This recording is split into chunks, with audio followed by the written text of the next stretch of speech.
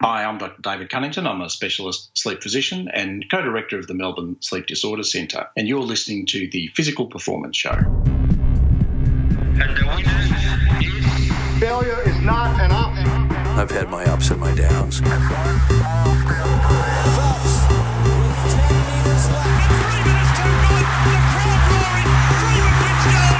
I think it's an absolutely breakthrough experience. Welcome to the Physical Performance Show, the show designed to inspire the pursuit of your physical best performance. I'm your host, Brad Beer. Listen in as we delve into how the world's top physical performers achieve their success, as well as the highs, the lows, and the journey of getting there. Let's get ready, set, let's go.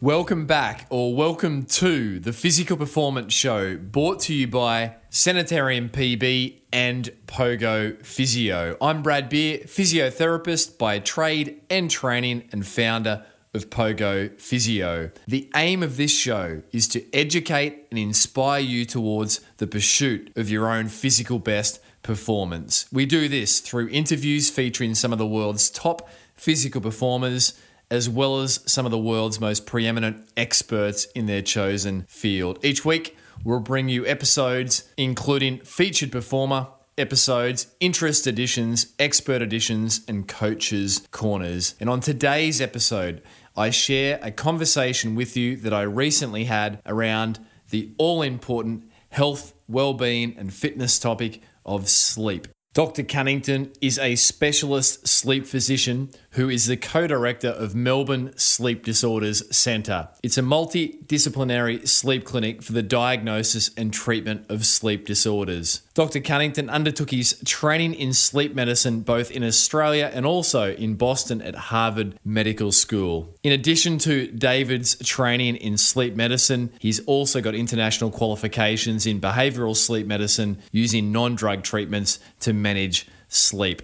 Dr. Cunnington is a prolific media spokesperson. You can find him on radio, TV, his own podcast, where he's a sought-out expert commentator on this phenomena of sleep. He's a regular national and international keynote speaker, and he's also had a wide array of experience in the sporting field, as he will share today. So if you've ever wondered around your sleep, are you getting enough? Is it the best quality? How can you improve it?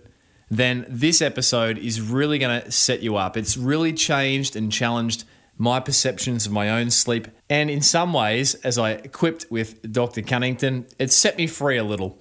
I feel quite liberated to approach sleep differently and to not be so dogmatic about the do's and don'ts. So here is my conversation with Dr. Cunnington, this week's Expert Edition.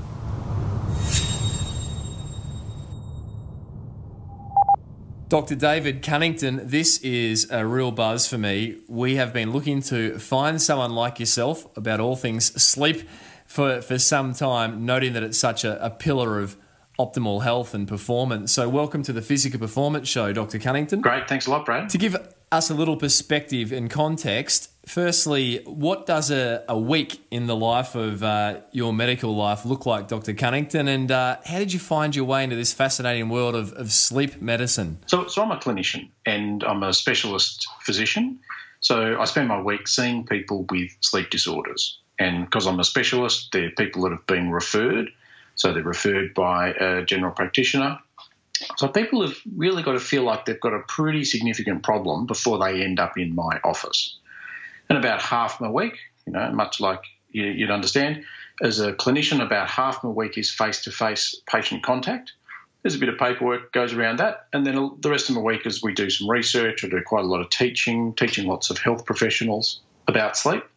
And much like yourself, really like generating digital content because it's just a great way of providing educational content for both health professionals and the public about topics, and in my case, about sleep. As to how I ended up in sleep, well, why not? Isn't it a great area? It's just, I love it. It's fascinating. It crosses over into so many other areas of both health, wellness, and life. I started off trained as a respiratory physician here in Australia, and part of that is you train in sleep apnea, so breathing during sleep. And then went over to Harvard, it was about 20 years ago, Harvard for 2 years to do some research in sleep and really got hooked. Then I worked with some awesome people there who just showed me all the different aspects of sleep, about neurology, how the brain works, how sleep interacts with society and exercise and performance and space travel and a whole range of different things, and love it ever since. I'm a bit of a geek as well, and measuring sleep involves lots of gadgets, and so it allows me to explore my sort of geeky tech side as well. So it's ticking all the boxes. And would you agree that there has been somewhat of a heightened awareness around sleep and its role in good health and in the athletic population performance in the last maybe 5 to 10 years? Hey, absolutely. And it's interesting, I was talking, when I worked in the US 20 years ago, we were then acting as advisors to some of the professional sports teams, so baseball teams, NBA teams, less so the NFL. The footy's a bit more hardcore, sort of old school, but they're into it now as well. And that's where some of that research about the sort of home and away wins in the baseball games in the US sort of stemmed from. So that sort of work's been going on for quite a few years, but it's filtering down. So, so now I get the sort of lower tier sports teams, maybe state level teams or even regional teams, looking at sleep and travel and how they're going to manage that rather than just the top tier professional teams. Yeah, I mean, but there's still very much a badge of honour for being sleep deprived and pushing on and working hard. How do you think we can tackle that? Is it just more Dr. Cunnington's spreading the message, or what's the grassroots approach to solving that? Yeah, absolutely. It's particularly in the exercise world, it's, rise and grind. So we just got to replace rise and grind with sleep in and win. That's the mantra to go with. Sleep in and win. Because that's what the data suggests. Really good data about getting that extra bit of sleep, that recovery that's associated with that, and that improving performance. Whereas you're right, culturally it's the, go harder. The way I'm going to win is I'm just going to put in more hours than everybody else, and that's what's going to get me ahead. But, yeah, not necessarily so. Yeah, gosh, we're fighting, generations and generations, with this. The fight's very, very large. An obvious question, and, I recall as a physiotherapy student, David, doing some sports physio training at the AIS, and some of the teaching staff there were talking about the effect of sleep on performance. And I remember someone asking the very question I'm about to ask, and everyone sort of chuckled because I guess we assume we know, but why do we sleep? We don't really know why. So that's one of the great mysteries. We know at a basic level sleep's important for recovery. So we know as biological beings, if we don't sleep, we don't recover and we gradually have deterioration in performance. But actually what it's doing physiologically, that's the bit that's not well understood. We haven't really delineated that. There's one of the doyens of sleep medicine, Will Dement from Stanford. His definition of why we sleep, it's so we don't bump into things in the dark. I think it's as basic as that we don't really understand, apart from the fact it's a restorative process. When I'm talking to people about, they ask me questions like, well, how do I know if I'm getting enough sleep? And that encompasses, why do we sleep? For my way of thinking, it's if we're maintaining good physical and mental health, then sleep's working for us. And that's independent of stuff like how long is it? How often do I wake up? Am I aware of things? Do I dream? Do I move? Really, if people have good physical and mental health, then it's working. And so why question its merit? I guess the hard thing is, how do we know if we've got good physical and mental health apart from how we feel? You're right. It's how we feel. But in a general sense, if people aren't ending up in their doctor's office that often, they've probably got reasonable physical and mental health, and particularly athletes, they're pretty attuned to that. So, not just how you feel. Often people are tracking things like heart rate response. They're doing the same sort of exercise and seeing how far or how fast or what wattage or how they're, what sort of heart rate range they're in. So they can get pretty close measurements and notice if anything's a bit off. Yeah.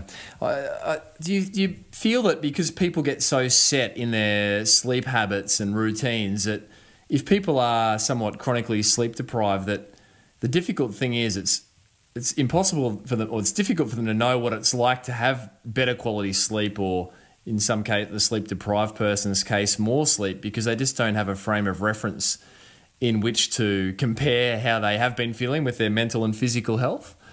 Yeah, that's a really good point. And often people who feel like they're smashing it, and I see this both in athletes and also in the business world and the small business world, particularly that entrepreneurial sort of space, people say, yeah, I'm absolutely smashing it. I'm working really hard and, killing it. Everyone else is sleeping. I'm grinding. And there's not much insight into the fact, well, maybe you're not doing quite as well as what you think. The wheels are falling off, but the person who's powering ahead can't see it. And that is one of the strange things about sleep deprivation, is often people lose insight. It's one of the things they lose first. Nice example of that is the driving. So we all know, don't drink and drive. But really, we should have that same mantra, don't be sleep deprived and drive. But in the setting of sleep deprivation, much like with alcohol, there's a sense of that bravado and lack of insight, and people don't know how impaired they are, and so won't say, I'm not feeling as good as what I should and therefore shouldn't be driving. They feel like, yeah, I'm good to go. I can manage this, and it leads to problems. Oh, well, I like this. Don't be sleep deprived and drive, and sleep in and win. There's some new maxims coming out of this.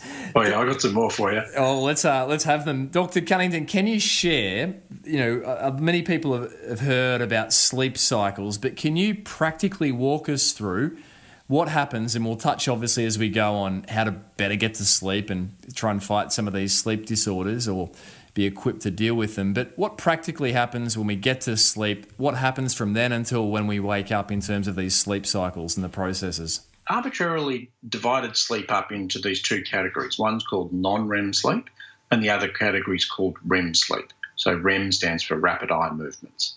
And then we've also divided non-REM sleep into N1, N2, N3. And think of that as increasing depth of sleep as you go from 1 down through to 3. Now, that all sounds very sophisticated, but it was actually just decided upon by a whole lot of guys sitting around a table in 1968. So it's actually a 50-year-old convention based on trying to classify brain waves into these 4 different stages of sleep. So it's actually not that sophisticated, and there's lots of times where that breaks down. But what that sleep staging does allow us to do is just get a feel for how sleep progresses across a night. And in the intervening 50 years, once we've had this classification system for sleep, what we've really learned is for sleep to work well, it's got to unfold like a book. So you've got to think of it as chapter 2 comes after chapter 1 and chapter 3 comes after chapter 2. So if I'm scrolling through a sleep study, which, believe it or not, is 30-second pages of sleep over 8 hours, so there's 960 pages I will look at in a sleep study, I want to know or be able to predict what comes next based on what's gone before. And so that's how I can tell if sleep quality is good, because the story unfolds in the right sequence.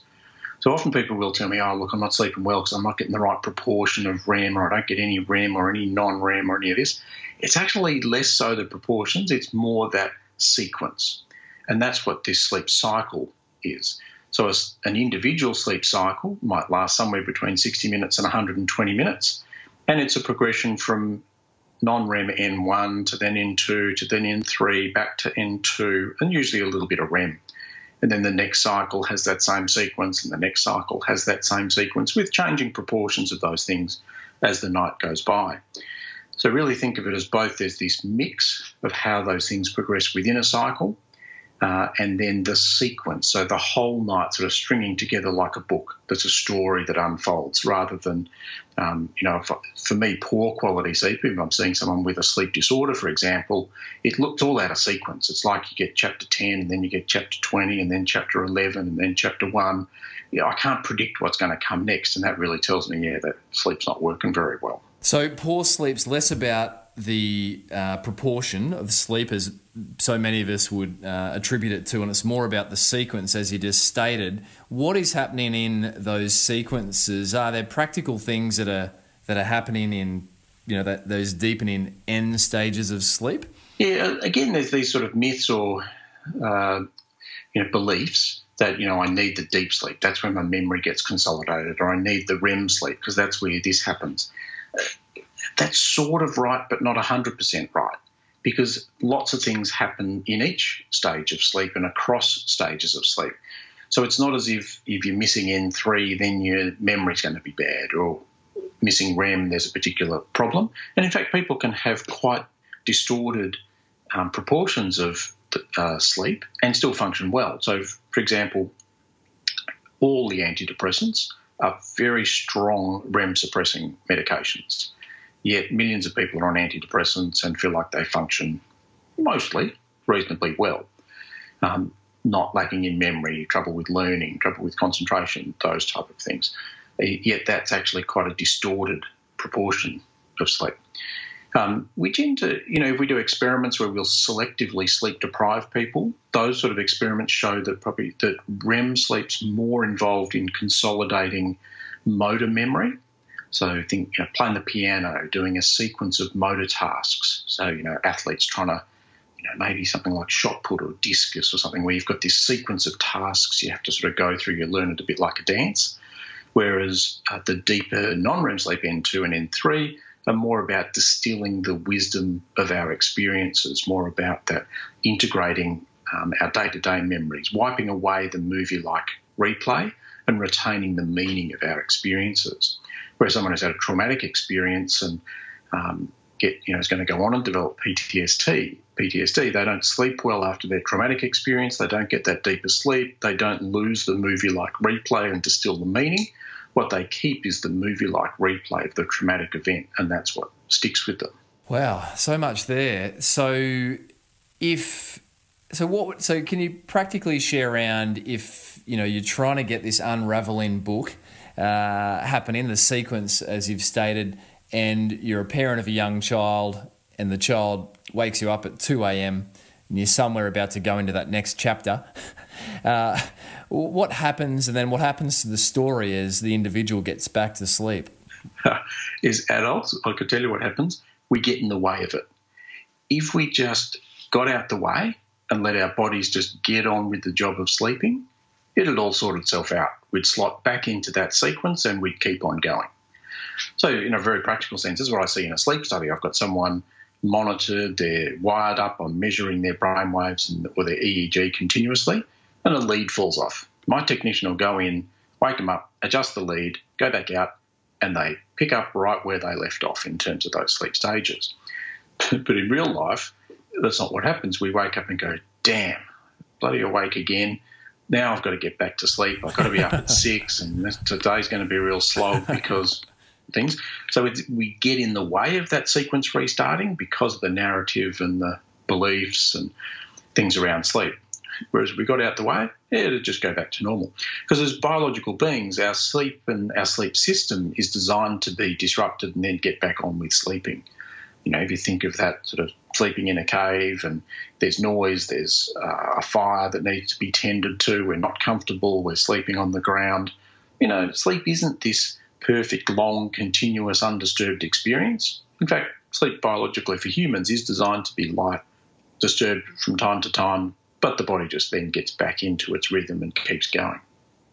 So we want to try and get out of the way of it, but maybe is the answer just heightened awareness that, hey, if you do have a sleep disturbance, toilet stop, screaming child, loud noise outside, just try and settle back into it, don't overthink it. Is that just the answer to this, just greater awareness, or is it just something we can't really Easy improve? to say and hard to do, but absolutely. Okay. Part of that rationalisation is, rather than, bugger, my sleep's been disturbed, it's, okay, that's how I'm biologically put together to be able to deal with sleep disruptions, deal with what needs to be dealt with, and then just get back on with the job of sleeping. Okay.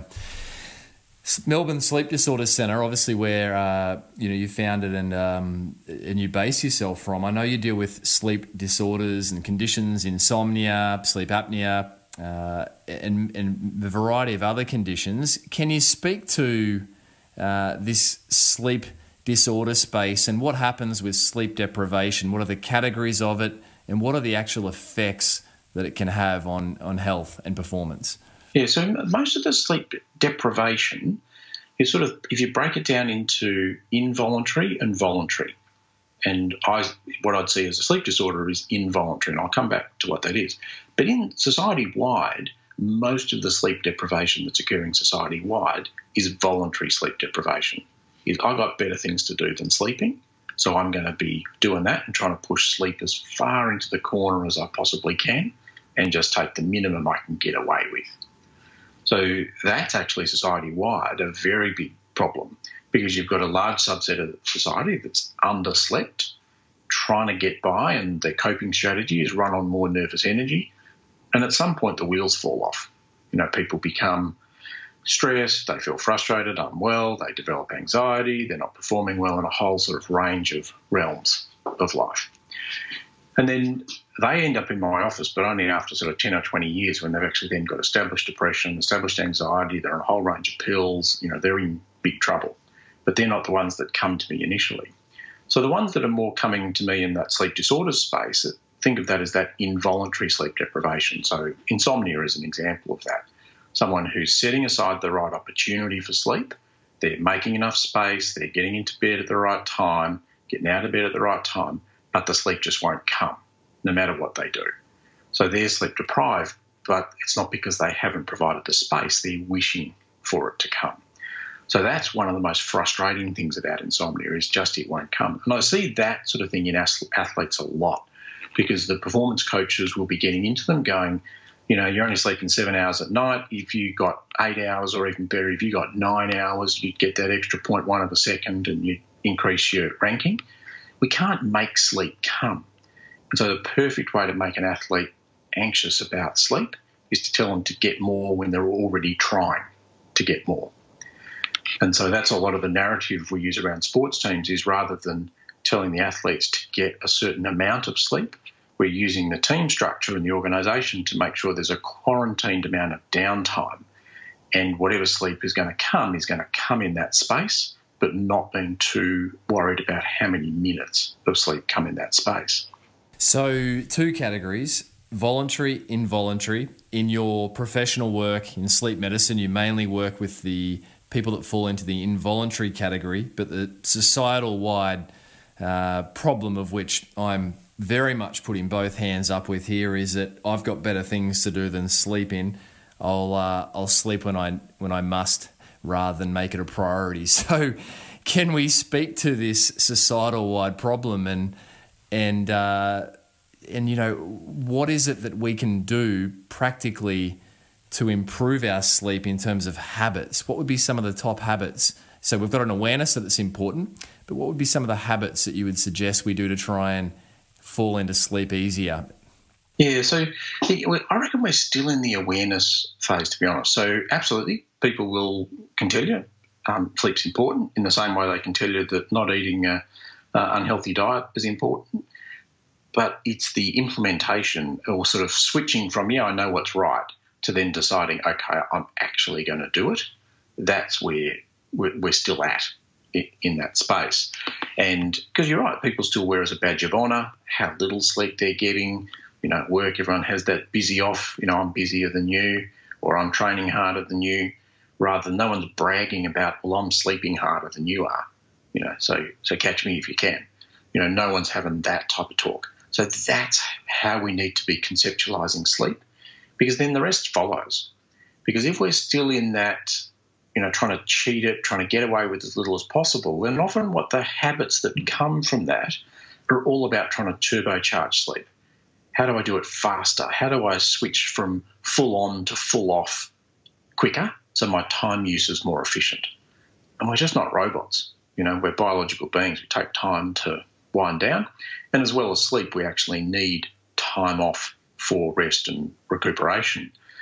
And so that's, for me, if people just go straight from the right, sleep's important, then to the what am I going to do, they'll just go too hard on the what am I going to do, and try and turbocharge it, or try and max it out, or ace it, or get it to meet certain parameters. And again, that's the perfect pathway to becoming anxious about sleep.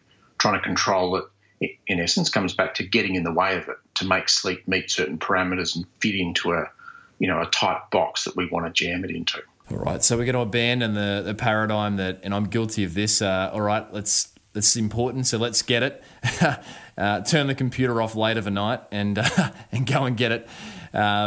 So how can we start to get away from this, going from full on to full off? What are some things we can do to maybe ease our way into getting to sleep in a better manner, being better prepared for sleep? Yeah, so then part of it is a tricky balance of trying to manage respect for sleep. So I've got to be respectful and make sure I've got an appropriate sort of place and time for sleep, but then an ambivalence about what happens in that space. So it's, okay, I trust I've got good physical and mental health, I've created the right opportunity, my brain and body are going to take the sleep they need in that space. And how much that is going to vary on a day-to-day basis. Now, also within that, recognising that as human beings, sleep is one of the important components of restoration that helps us maintain physical and mental health, but it's not the only one. We also need time off task, so time when we're not ticking things off, getting things done, running at full-time nervous energy. So that's also where that concept of allowing an allocated space of time, for example, if you're aiming for 7 hours of sleep, which is a reasonable aim, having then an 8-hour space where you just say, right, that is my quarantine time, but recognising within that, between the sort of start of that 8 hours, there's probably going to be a good hour of just feet up, chilling, letting that sort of nervous energy settle, getting ready for sleep. And I don't mind if that's in bed, reading, feeling like people are getting more settled, if it's talking with your partner, it's doing something that it's just that it's not getting stuff done. We need time off getting stuff done. And as long as there is some time off getting stuff done, that's the time that the brain is going to gradually wind down and then be ready for sleeping. Whereas far too often we've got kids, it's like, right, get the kids down. Now I've got half an hour to get some stuff done. Then I've got to get into bed because I've got a 7-hour window before the alarm's going to go the next day. And there's not a rest recuperation part. There might be sleep, but there's not actually any other recuperation in that schedule. Yeah, create the right opportunity. I've written down here and get some time off task, but be it reading, talking to your partner, and just getting off the to-do list. What's the role, David, around temperature and lighting in this, quarantine space? Yeah, as long as it's okay, then that's okay. And so by okay, I mean not too cold, not too hot, not too light. You can't really have too dark. But it just needs to be a reasonable space for sleep. So we don't need a perfect sleep environment for sleeping. Again, you think back to us being biological beings, sleeping on the ground, in a cave, with a fire, in the open air. That's how human beings biologically are designed to sleep, not on a $10,000 mattress with blackout blinds and sound-insulated sort of noise proofing around the bedroom and don't get into my sleep sanctuary, otherwise you'll ruin my sleep. That's not biologically how we're geared up to sleep. It's how we have come to believe in westernised societies how we can, perfect sleep. Gwyneth Paltrow has this term I hate called clean sleep, where the more perfect you are about the things you do with sleep, the more virtuous you are and the healthier you're going to be. For me, again, that's just a pathway to getting anxious about sleep because people then build this belief system. I can only sleep if I've got my blackout blinds and I've got this and I've got that and I've controlled the temperature and everything's absolutely perfect. And a nice example of that is I run some residential sleep workshops. So I've got a great partnership with the Golden Door Health Retreat in Hunter Valley, and they run a really great sort of service there. But when I see some of the people with sleep problems that come to the health retreats, often, surprisingly often, people travel with rolls of alfoil. And as someone who manages people with sleep, I know what the alfoil's for. It's to black out the windows. Because someone who's got insomnia and is worried about their sleep travels with alfoil when they stay in a hotel, because if the curtains aren't good enough, they can alfoil out all the windows. And that's an example of that. I can only sleep if I've controlled this environment. So that's respect, but ambivalence. Respect, it's got to be dark enough, not too noisy, but it doesn't have to be perfect. So I'm really picking up a theme from your sharings around not creating this expectation that things have to be perfect, because that can then drive anxiety, which can have the counter effect of what we're trying to achieve, which is a good night's rest. So I'm really picking up a theme here, David, around... Good. I'm glad you're getting the theme. Yeah, around just do your best, don't obsess, and be smart with a few things. Yeah, absolutely. And that is such a tricky balance to be, it is balancing, be respectful but not too respectful, and step back a bit from over-analysing what happens in that space. Because they're particularly the things I see with athletes, because they're all, into measuring performance, and they're, athletes as a whole, they're very responsible, they try hard, they're doing everything they can to optimise performance, so they want the checklist and they want to mark everything off on the checklist. But sleep's one of those things. It's one of the few things in life we can't control. It's almost like you've got to go sort of hardcore during the day and then turn into a Zen Buddhist around sleep and back right off and just let things be.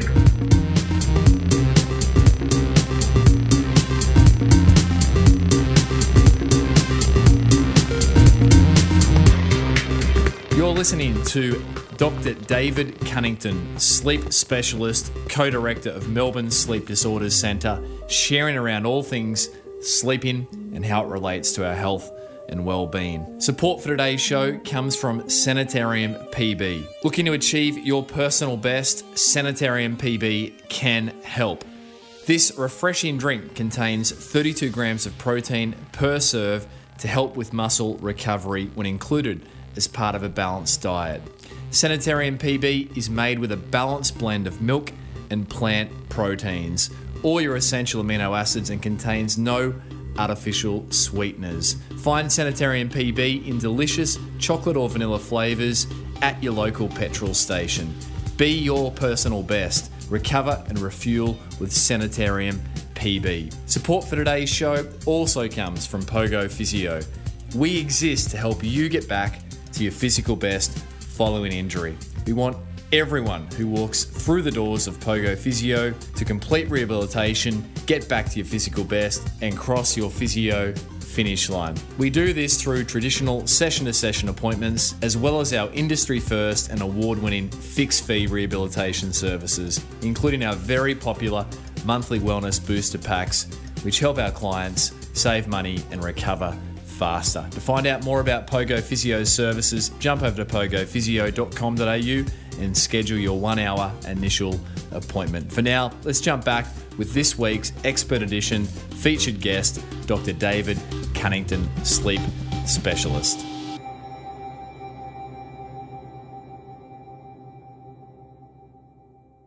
Going back to insomnia there, is it a fair assumption then that anxiety is one of the key triggers for that, or is insomnia one of those conditions that, if we knew how to, sleep physicians, practitioners like yourself knew how to treat, then we wouldn't be dealing with it as a society. Do we know the causes of insomnia? Yeah, we do. So there's lots of different components to it, but you need a few ingredients.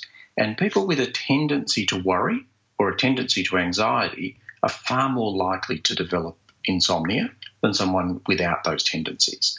Because in essence, all of us get acute insomnia every year.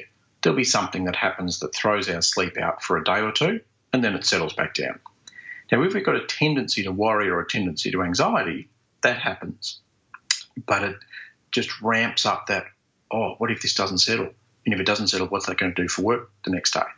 And so with each time across a year that you get that transient sleep disturbance just because of some circumstantial thing, it goes on for that little bit longer and that little bit longer, and eventually gets to be this thing that just persists and doesn't really settle between episodes. And whilst I've said a tendency to anxiety, we've done some recent work looking at personality traits.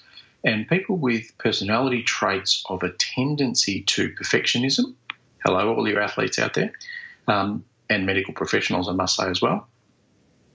People with a tendency to perfectionism have absolutely that same risk of developing insomnia, because it's that, okay, I'm going to control the process, I'm going to put in place something to affect the outcome, I'm going to monitor whether that works, and if that doesn't work, I'm going to put in place something else to impact the outcome.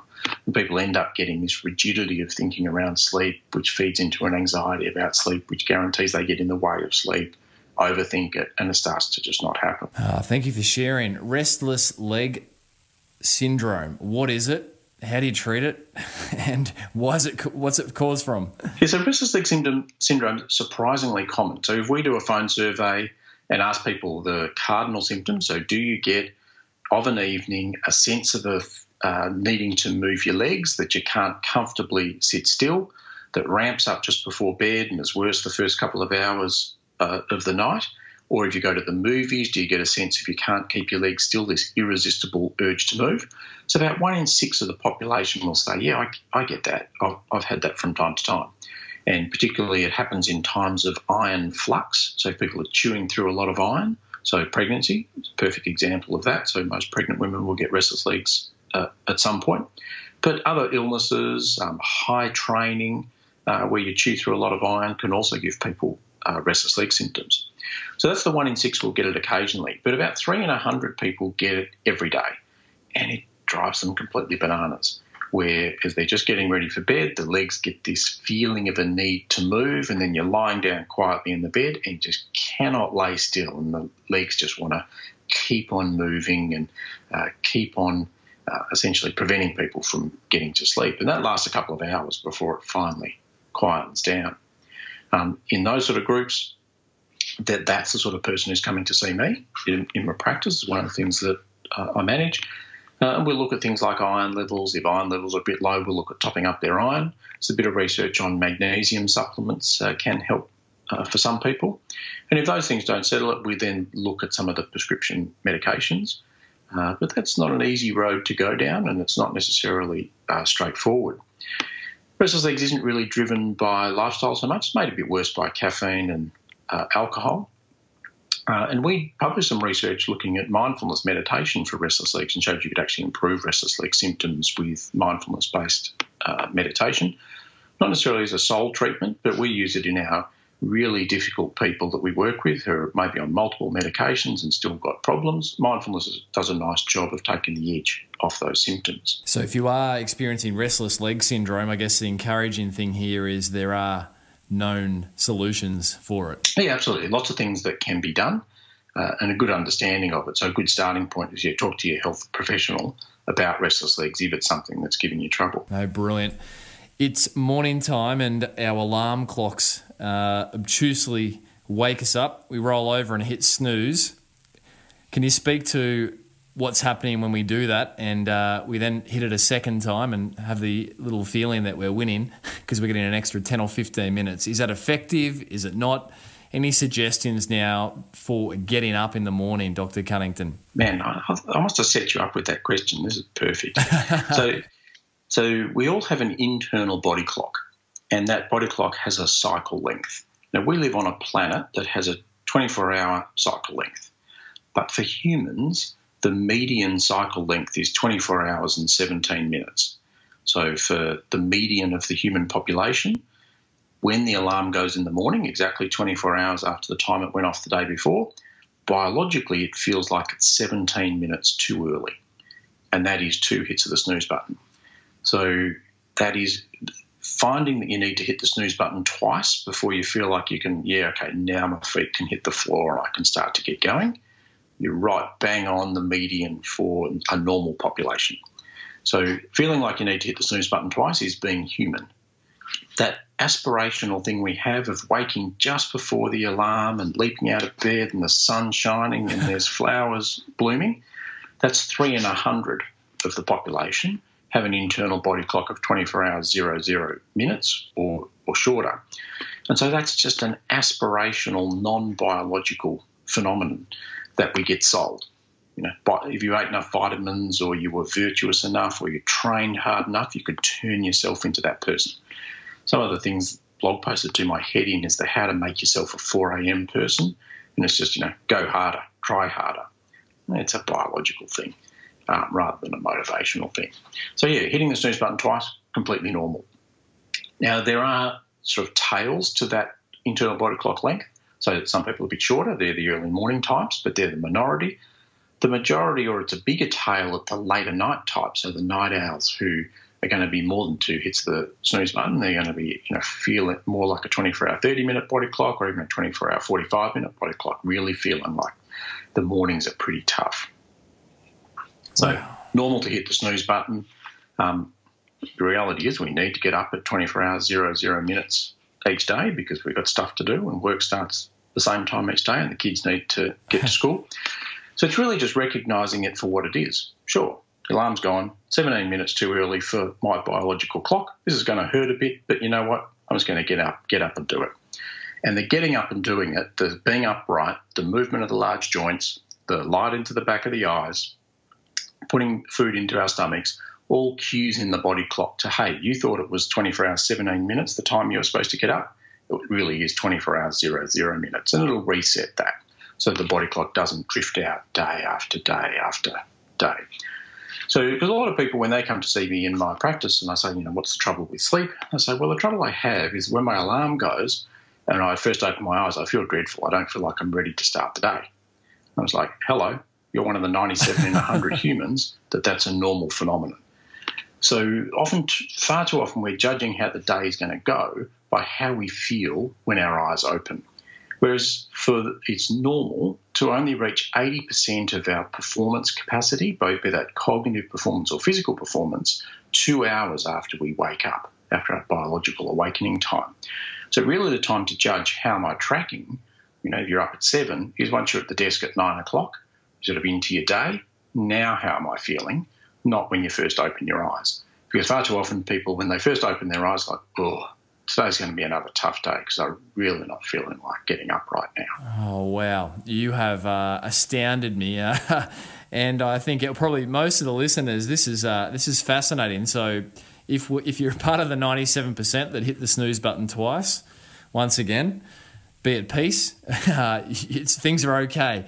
You're normal. And then if you're part of the 100% of people, I think that, apart from the 3%, I should say, that wake up feeling great, and it takes you a little while to get going, don't despair. You're in the typical bell curve. Yeah. Wow. And this biological clock, I mean, it just seems absurd that we've got a clock that's 24 hours, that we run our days by, but yet we're 24. Most people are 24 hours and 17 minutes, as you state. So the bit that I'm stuck in, I don't even quite know how to angle my question, is the disconnect. Why and how? That just seems so bizarre. Yeah, good point. I'm not sure how to account for that either, and neither is the field of these sort of body clock researchers don't really have a sort of theory about, why isn't the median 24 hours, 00 minutes? Yeah, not sure. Oh, wow. Well, I'm sure you'll keep pursuing that one with your research, or someone will. Dr. Cunnington, the body clock, time zones. We take a vacation or we fly for work. We're out X amount of hours. Any tips for how to best get around sleep disturbances due to time travel? Yeah, so a couple of things. One is approaching it rationally. So rather than sort of getting too close to it, too emotional, stepping back and looking at it rationally. Now, the rational sort of approach, you need a couple of facts. So one fact is we can only shift 1 hour to the east per 24 hours without it really starting to hurt, or 2 hours to the west per 24 hours without it really starting to hurt. Now, if we add in things like melatonin at night, light in the morning, we can probably increase that, so maybe up to 2 hours to the east per 24 hours or 4 hours to the west per 24 hours. But that's the constraints. That's the constraints of biology. So trying to travel Melbourne to London and expecting within 24 hours to be good to go, or to do a day shift and then the next day do a night shift and be completely shifted, they're just non-biological desires. There's no amount of things you can do to shift that. So then that rational approach is just recognising, say if you're going, travelling interstate or travelling internationally, is going, how many time zones am I going? Am I going to the west? Am I going to the east? And therefore, what do I need to plan? I'll give you an example. If I'm going to West Coast USA, most of the time it's somewhere between 5 and 7 hours to the east. Now, I'm a bit of an early morning type, so I can go to the east a bit easier than some. But if I factor in it's going to take me 2 hours per 24 hours and I'm going 5 to 7 hours, then it's going to be about 3 days for me to acclimatise to West Coast USA time. Now, if I need to hit the ground running, I'm going to start to shift a couple of days before I travel. So 2 days out, I'm going to be on Auckland time. 1 day out, I'm going to be on Hawaii time. And travel day, I'm going to be on Los Angeles time. And that's broken it up into those 2 hours to the east per 24 hours to be able to shift my body clock. And I'm also going to choose my flights based on my own personal sleep preferences. So I'm going to pick a flight where I know that long leg is, I reckon that's about the time that I would normally sleep, and I could fit a reasonable sleep window in that time. And a nice example of not approaching it rationally, again, at one of these sleep retreats that I run up at the Golden Door, there's highly successful business people that I see there, and there was one CEO was telling me how she's travelling to many countries and doing big deals with different government regulators in different currencies. She got that all sorted, but she's asking me, how do I work out my jet lag? And I'm just like, look, the jet lag's easy. It's this 1 hour, 2 hours to the east and west. How do you deal with the regulations and the currency? Because that's her world. That seems simple, whereas the sleep stuff, she's too close to it. She's too emotional, not able to step back and look at it in the same way she would analytically if she was thinking about it as a business problem. Yeah, I mean, this theme comes through again about, your biology, and it makes me think of a recent featured performer we had, one of the arguably the greatest endurance athletes ever, 6 times Hawaii Ironman triathlon champion, Mark Allen, and he said you can't shortcut your biology. Yeah, nice. Exactly the same for adjusting to jet lag. So you just can't shortcut it. Just approach it rationally and don't get too emotive about it. There are no hacks. Yeah. Great. You've set a lot of people free from stress around and striving, I think, around jet lag and travel.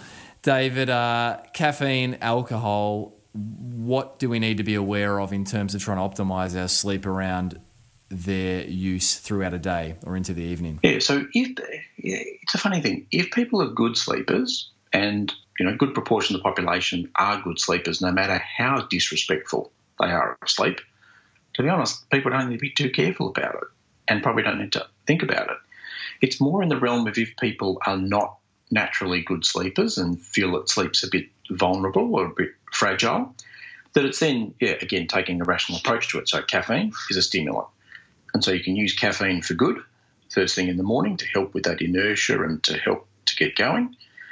Can be a performance enhancer in an athletic sense. But then the negative effects of caffeine's got a very long half-life.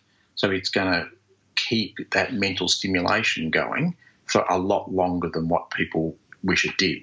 So it's going to potentially get in the way of sleep and make it harder to switch off at night. So if people do want caffeine first thing in the morning, try to avoid it after lunch. Alcohol, a little bit of alcohol is probably not a big deal. But as alcohol gets metabolised, the metabolites are stimulants. And so alcohol has this sort of two-pronged effect. First part of the night, people can feel like it might help them relax, switch off, get off to sleep.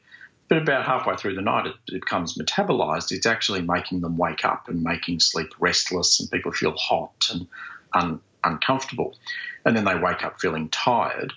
And if someone's had insomnia, they'll attribute that to, well, I didn't sleep well because I probably didn't drink enough, I didn't sedate myself enough, and they end up drinking more the next day. And it's a bit of a vicious cycle into just drinking more and more and using alcohol as the turbocharged switch off tool at night. So we do really need to be aware of how we engage with those substances, because there are real effects. So try and avoid caffeine after lunch and be aware of the effect of alcohol in the evening. A little bit might be okay. Yeah, absolutely. This is a very difficult question for someone of your knowledge around this topic, but if you could boil everything you've learnt through your professional career, your time at Harvard Medical School, working with professional sporting teams in the US, here in Australia at the Sleep Disorders Centre, Melbourne Sleep Disorders Centre, what would be the one bit of advice you'd like people to take from the sharings that you can offer? So I'd go back to what I was talking about be respectful of sleep, create an appropriate space, but then be ambivalent about what happens within that space and trust that brain and body will take the sleep they need. That simple. Yeah. Wonderful.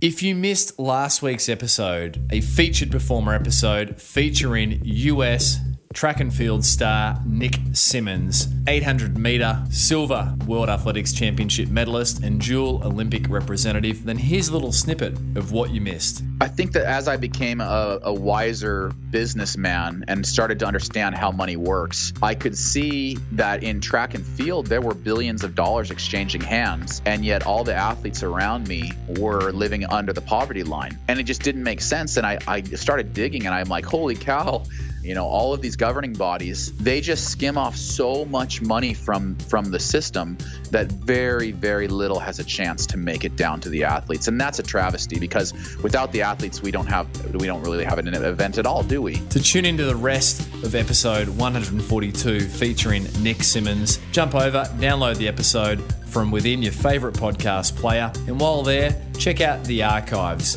Featured performers, expert editions, interest editions, and coaches' corners, dating right back to the very first episode featuring surf lifesaving Ironman champion Ali Day. For now, let's jump back with this week's guest, expert edition, Dr. David Cunnington, sleep specialist from Melbourne Sleep Disorders Centre.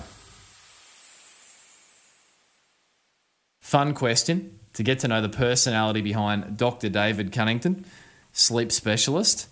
3 people at a dinner table. Who are at yours and why? Yeah, it does give an insight into my personality. So the Dalai Lama, why not? What a great character. He the bit I've seen of him, he's just a fantastic personality, great sense of humour, good storyteller, but extraordinarily wise. So he's good. Jon Kabat-Zinn. So people may not know Jon Kabat-Zinn, but he is a professor from UMass in Boston, University of Massachusetts, who really brought mindfulness to medicine. So sort of brought mindfulness out of that sort of spiritual space and brought it into a hospital setting and started using it initially in persistent pain, but has now used it in depression, anxiety. And we did some collaborative research with him in developing mindfulness for insomnia. And he's just a wise guy. Lots of really great teachings about how to use mindfulness. And he's also worked with some sports teams. And then the third one is J. Allen Hobson. So people may not have heard of him either, but he's professor of psychiatry, he's now 85, professor of psychiatry at Harvard University. And I had the pleasure of working with him 20 years ago at the end of his working career. And he's old enough to have done a lot of the research in the 60s on LSD and conscious states and dreaming, and just got this fascinating insight about how we cross over these boundaries between sleep, wakefulness, when does consciousness start and end, and what do dreams actually consist of. So I reckon between him and the Dalai Lama and Jon Kabat-Zinn, they'd have a good discussion around, coming back to sleep. That's my geekiness about sleep. But around, what sleep is and when does consciousness start and what are we doing when we have these sort of dreams and ruminations during sleep. Well, that does speak to your deep love of sleep and deep sleep, dare I say. But what an interesting table.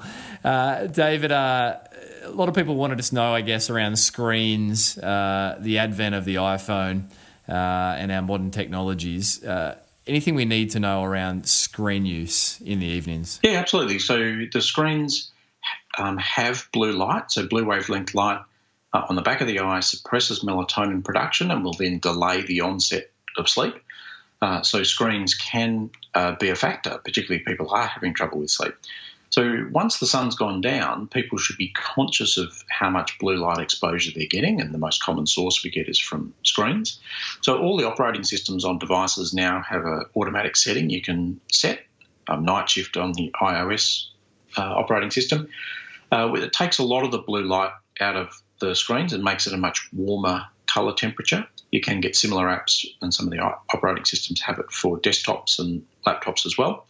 So, yeah, being very conscious about blue light exposure once the sun's gone down, because late at night, that sort of blue light close to the eyes is like the midday sun biologically to our body clocks, and it is going to be alerting and make it harder to get to sleep. And what's the latest you leave using screens before trying to go to sleep or create that space, as you've termed it? Oh, that's tough, and it's really tough for different populations. So I've worked with a couple of adolescents this week, and the parents had been taking their screens off them at 9 p.m. and making them go to bed. And these are adolescents that weren't sleeping until midnight. and then these poor adolescents are locked in their rooms in the dark for 3 hours. And it's like cutting an adolescent's arm off. And there's no, that's just such a negative thing because it's just building time to get anxious about sleep. So someone who's a digital native, like an adolescent in 2018, yes, I'd almost settle for them having the phone as a distractor because they don't deal with empty space particularly well. Whereas if someone's comfortable with empty space and comfortable with reading, an hour's a good length of time. So I talked about having that 8-hour window, thinking for 7 hours of sleep and some winding down time at the start. So, once you switch into, right, I'm going to bed mode, then it's screen down, switch to something that's not got that light in it. Yeah, that's where a book or something like that can be helpful because that'll help give that bit of a barrier between the screen time and the trying to get to sleep. Once again, it comes back to that, not obsessing about it, but just being aware. I think this is so helpful. 2 M's, melatonin and measurables. For those that want to try and, hack their way to get into sleep, melatonin as a supplement. Anything you'd suggest around its use and its effectiveness or otherwise? The melatonin's best use is to augment shifting the body clock. So that's where there's the best data and the best research around its use. There's also good data for people who are unwell and have got a sick body clock, if you like, and helping to re-establish their body clock. So I think someone in intensive care who's quite unwell. For your healthy athlete, I'm not convinced melatonin's necessarily going to do that much. It might have a mild sedative effect. So some people, about 4 in 10 people, find melatonin does have a mild sedative effect. But just because it's melatonin's a naturally occurring hormone in the brain and you can get synthetic melatonin, which is what we use these days, doesn't mean it's necessarily a natural product. It is still people taking something and essentially outsourcing the responsibility for sleep to a product and putting all that expectation in that product. So for me, I'm not so worried about from a drug safety point of view about melatonin, but I'm worried about rather than winding down and developing good sleep habits and a healthy way of thinking about sleep, I'm going to go hard, take some melatonin, that's going to switch me off. And if that doesn't, I'm going to take some more melatonin, and that's going to switch me off even quicker. Yeah, so just being aware it's not a magic bullet. Nothing replaces being respectful of sleep and creating that space. Measurables, I know that what we can commercially get outside of your professional setting at a sleep lab is a far cry, but is there any merit in those, or are they not really measuring, great data at the moment with the Fitbits or whatever they may be? They're not too bad. There's lots of examples when they don't perform particularly well, but as a general rule, they're not too bad. We did some work. It's funny, we're having a hell of a time getting a paper published where we had 100 people, where we had them in a sleep lab and they wore an equivalent of a Fitbit called a Jawbone. They're not in business anymore, but they were my ex-favourite device. Another device called a Bedit, which is a thing that goes under your mattress and measures sleep, and then another bedside device that uses ultrasound to measure your breathing and measure sleep. So 3 consumer devices. And we found they all actually work pretty well compared to a sleep study. We're having trouble getting it published because all the editors and people in the field go, no, that can't be true. And so we keep getting a knockback. So we're just massaging that a little and we keep submitting it for publication. They're actually not too bad. And for me, they can be used for good or used for bad. So you've heard me talk about don't get obsessed and don't overthink it. So plenty of people who look at it too carefully and they ride the roller coaster of the variations in sleep on a day-to-day basis. They'll look in the morning and go, oh, crap, today's going to be bad because look at what happened with my sleep last night. That's the bad. The good is someone who's looking, for example, is good for athletes, looking at, okay, across last week I got my 50 hours of sleep and that was spread, varied each day, but I got 50 hours across the week. This week I'm tracking at 46 because I've been a bit busy. I know that now on the weekend I'm going to have to program in some downtime so that I'm not heading into the week after under my long-term average sleep. So much in the same way as you might track your stress in terms of how much exercise you're doing, it's tracking where you're at in terms of how much sleep you're getting to make sure you don't fall behind. Yeah, okay. So that's some really good insight there around the wearables, and I guess if you're using them, continue to use them, but just take the data as it comes, and once again, don't obsess around it. Yeah, absolutely. I must ask a question of self-interest with the work I do with a lot of runners with often bone stress injuries. I recall reading papers around sleep-deprived athletes and people in studies having lower bone mineral density scores. What's the role of sleep with regards to bone health, bone mineral density, from your knowledge in the link? Yeah, I'm not convinced there's great data linking those two. And the statistical sort of mind in me, my sort of, as a journal reviewer, my sort of mind goes, what was the confounder? Because for me, the runner who, I think of traditional risk factors for stress fractures, it's how many miles you're doing, largely, or at least one of them. And how many, the runner who's doing more miles is usually the one who's getting less sleep because they're working harder at it. And so is it the lack of sleep that's causing the bone problem, or is the lack of sleep just another marker of the same thing that's given the stress fracture? So I'm not convinced about the causality, and just wonder whether they're just two markers of a certain type of behaviour. No, it makes sense. Dr. Cunnington, I appreciate your time and insights, and every guest of the show, including expert editions of which you are featured as one, issue listeners with a physical challenge for the week. So this can be a challenge of any magnitude. What is Dr. David Cunnington's physical challenge to listeners for the week going to be? So I've got two.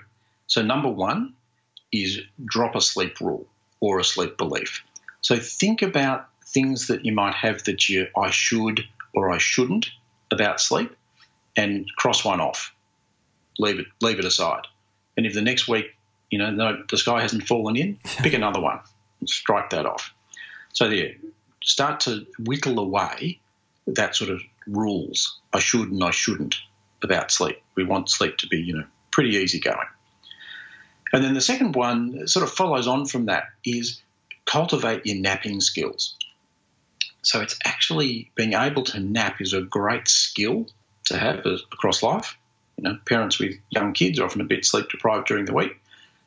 So that ability to, I've got 20 minutes, I'm just going to put the feet up, catch 10 minutes of sleep is a really great way of being able to just get through the week and not have any trouble. And for athletes, napping is also really helpful. Prior to performance, a little bit underdone with sleep, napping helps people to catch up. And the way to cultivate the napping skills is just to be comfortable with empty space, putting the feet up, being comfortable. If I sleep, I sleep. If I don't, I don't. But I'm just going to have this bit of downtime. And is there a maximum for how long constitutes a nap versus an efficient nap versus a not productive nap? It depends on the purpose.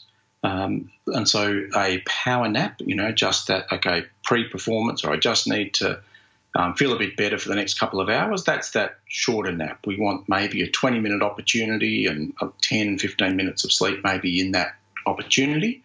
Whereas if it's a Saturday afternoon and you've been tracking that you're a bit underdone for the week because you had a couple of late nights, an hour and a half, 2 hours, whatever you need, just to feel like you're resetting for the next week. So nappers, be encouraged and keep going.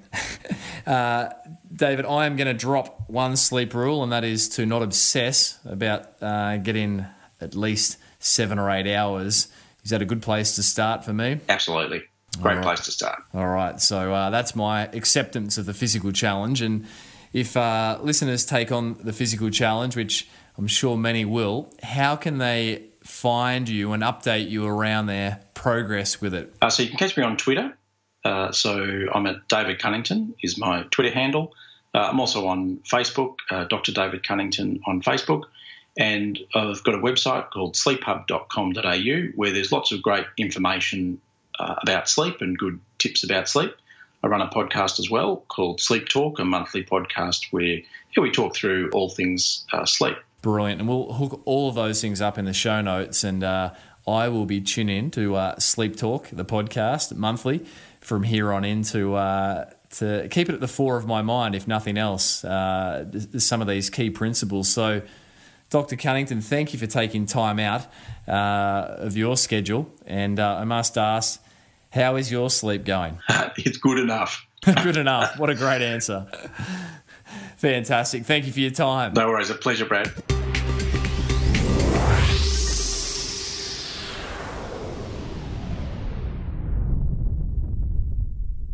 So there you have it. Another episode of the Physical Performance Show. And I trust you enjoyed and took a lot of learnings and maybe like myself, a stack of notes away from Dr. David Cunnington's sharings today. If you did enjoy today's episode, be sure to jump over to the show notes where we link up Dr. David Cunnington's podcast, his blog, and all his contacts, including his social media handles. Do let David know if you take on the physical challenge for the week.